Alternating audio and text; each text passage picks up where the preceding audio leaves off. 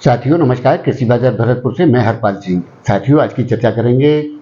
चना और गेहूं के बारे में, लेकिन उससे पहले आप सभी से वही अनुरोध कि जो भी साथी हमारे चैनल पर नए हैं वो हमें लाइक, सब्सक्राइब और शेयर भी कर सकते हैं।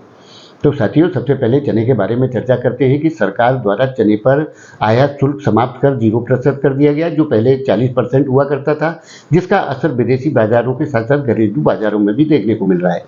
साथियों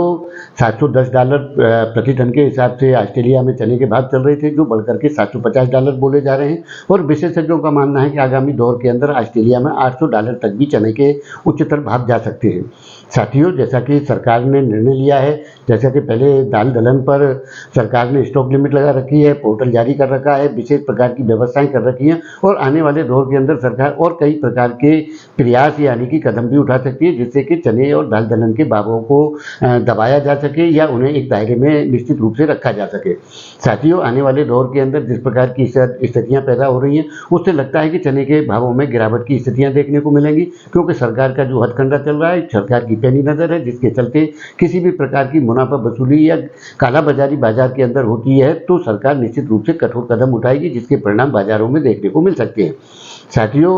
चने के उत्पादन को कम आंका गया और जिसके प्रभाव भी आवकों के स्तर पर देखने को मिला कि चने की आवकें उस तरीके की नहीं हुई जिस प्रकार का दबाव चने की आवकों में देखना चाहिए था। साथियों माना कि उत्पादन कम है और ऑस्ट्रेलिया से आयातित माल भी आ रहे हैं। कुछ व्यापारिक अनुमान हैं जिनकी पुष्टि नहीं की जा सकती कि 47,000 टन चने का स्टॉक एक बंदरगाह पर पड़ा हुआ है। साथियों आने वाले दौर के अंदर पीली मटर को भी सरकार ने आयात शुल्क से मुक्त कर रखा है, इसका असर भी चने पर पड़ेगा। दूसरी तरफ अभी हाल फिलहाल के दौर में जो आगामी दौर है उसमें किसी प्रकार के शादी सीजन या खपत का सीजन नहीं है, जिसके चलते भावों में किसी प्रकार की उठापटक यानी कि बड़ी तेजी की संभावना प्रतीत नहीं होती है और आने वाले दौर के अंदर निश्चित रूप से चना, जैसे कि कहा जाता है व्यापारिक परिस्थितियों में हमेशा चने के लिए लिखा जाता है, जब भी कमोडिटी के बारे में चर्चा होती है तो केवल एकमात्र कमोडिटी है चना, जिसको जब भी भाव घटते हैं तो लिखा जाता है कि चना औंधे मुंह गिरा। साथियों इस प्रकार की संभावना इसमें अभी फिलहाल के दौर में प्रतीत हो रही है। निर्भरता ऑस्ट्रेलिया पर नहीं है, इथोपिया है, तंजानिया है, कनाडा है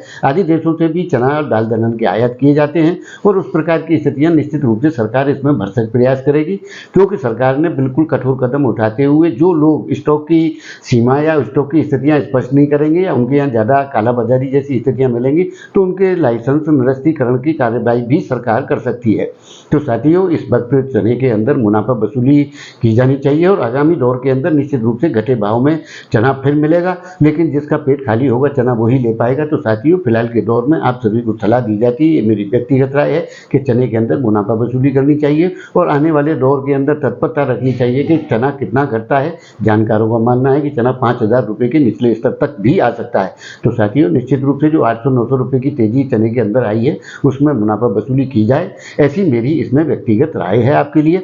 तो साथियों अब इसके अलावा चर्चा करते हैं कि गेहूं के बारे में। विकट संकट गेहूं की स्थितियों में भी बसाई के बना हुआ है। सरकार के लाख प्रयास करने के बावजूद भी गेहूं के अंदर किसी प्रकार की सरकारी खरीद को समर्थन नहीं मिल रहा है। सरकार ने गेहूं के अंदर कटे फटे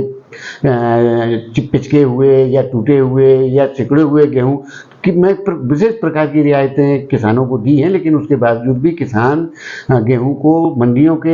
हट करके सरकारी खरीद केंद्रों पर नहीं ला रहा है, जिसके चलते सरकार के जो समर्थन मूल्य के आंकड़े थे उपलब्धता के वो निश्चित रूप से घटते जा रहे हैं, जिसके चलते सरकार बड़ी परेशानी की स्थितियों का सामना करना पड़ रहा है। साथियों सरकार के लिए किसी भी कंडीशन से निपटना कोई बड़ी बात नहीं है, क्योंकि सरकार गेहूँ का यूक्रेन या रसिया से आयात करके भी उन स्थितियों को निश्चित रूप से सुधार सकती है। लेकिन फिलहाल की स्थिति में देखा जाए तो सरकार के पास में जो गेहूं का स्टॉक है वो 16 साल के निचले स्तर पर है, यानी कि 1 करोड़ टन से भी गेहूं का जो स्टॉक है वो नीचे आ चुका है, जिसके चलते जो फ्री में अनाज बांटने वाली स्कीम है उसमें गेहूं के स्थान पर अब बाजरा तक बांटने जाना लगा है। तो साथियों इससे लगता है कि स्थितियां आगे आने वाले दौर के अंदर गंभीर हैं, लेकिन सरकार अगर आयात करती है गेहूं का तो निश्चित रूप से फिर गेहूं के भावों में भी दबाव की स्थितियां देखने को मिल सकती हैं। लेकिन साथियों जिस प्रकार की वर्ल्ड वाइड स्थिति चल रही है उससे नहीं लगता कि आगामी दौर के अंदर खाद्यान्नों का जो महंगा आपूर्ति का संकट है वो निश्चित रूप से और गहराएगा। अगर इन संकटों का हल नहीं होता है तो आगामी दौर के अंदर खाद्य संकट की स्थितियां मांग आपूर्ति के हिसाब से निश्चित रूप से गंभीर होने वाली हैं,